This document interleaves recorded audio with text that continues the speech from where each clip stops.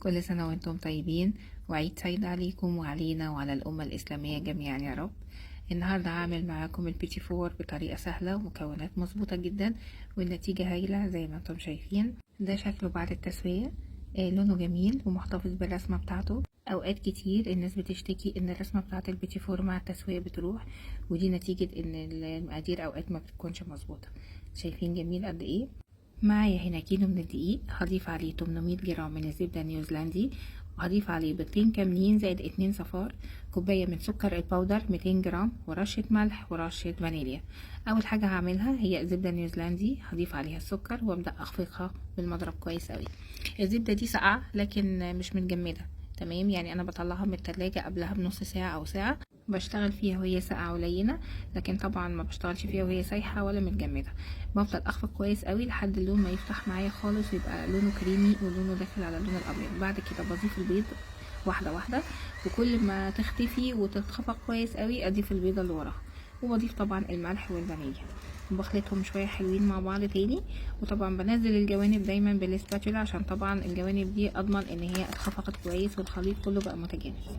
بعد كده بضيف الدقيق ده متعدد الاستخدامات، وبخلطهم. طبعا انا خلطتها بايدي لان طبعا المضرب ما نفعش، وبعد كده انا دخلتها التلاجة شوية، وبعد كده بشتغل بيها بالمكنة. لو انا هشتغل بالقمع او بالكيس الحلواني هشتغل بيها على طول، لكن لو هشتغل بمكنة البيتي فور زي ما انا اشتغلت كده فبحتاج ادخلها التلاجة حوالي نص ساعة، وبعد كده بحطها في الصينية او في الصاج وبدخله الفرن.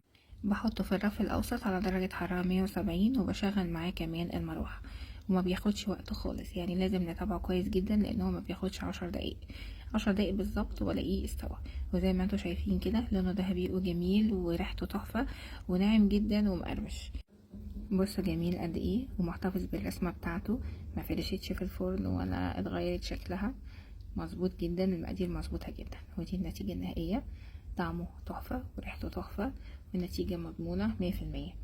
بصوا جميل ازاي.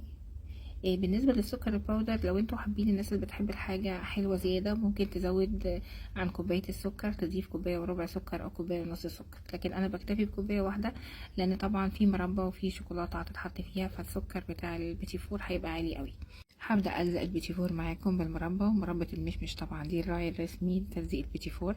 بس لو انتم عاملين كمية كبيرة وهتقعد معاكم فترة طويلة يفضل ان انتم تلزقوا بشوكولاتة افضل، لان طبعا المربى بتخلي البيتي فور مع الوقت يطرى. بالنسبة للتوبنج هنا انا استخدمت مكسرات وجوز هند. وطبعا تزيين البيتي فور دي حاجة راجعة ليكم، في طبعا شوكولاتة فورماسيل ملونة وبني وفي حاجات كتير حلوة، بس انا بفضل المكسرات وجوز الهند. وبالنسبة للشوكولاتة دي انا مسيحاها في حمام مية سخنة، لا بضيف لها سمنة ولا زيت ولا لبن ولا اي حاجة خالص، وبتديني نتيجة ممتازة، خاصة لما بتنشف على البيتي فور بيبقى طعمها حلو جدا. انا هضيف معاه جوز هند. اللي حابب يعمل طبعا بيتي فور بالشوكولاته اصلا بكاكاو يعني، بيقلل الكميه بتاعه الدقيق ويحط قصادها بالظبط الكاكاو. لكن انا هنا بحب البيتي فور الابيض. هنا لزقت معاكم بالشوكولاته. ميزه البيتي فور اللي بالشوكولاته لحد اخر واحده وانتوا بتاكلوها بتفضل مقرمشه وطعمها حلو وما بتطرش خالص، على عكس المربى طبعا زي ما انا قلت لكم. الناس اللي بتحب البيتي فور مقرمش قوي، انا هنا ضفت 2 بيضة كاملة و2 صفار، لا يضيفوا 4 بيضات كاملين. والناس اللي بتحبه ناعم قوي يضيفوا 5 صفار بيض بس.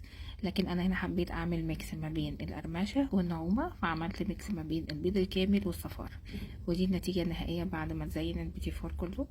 عايزة اقول لكم جميل جدا، ان شاء الله اللي هيجربوا النتيجة هينبهر بيها جدا.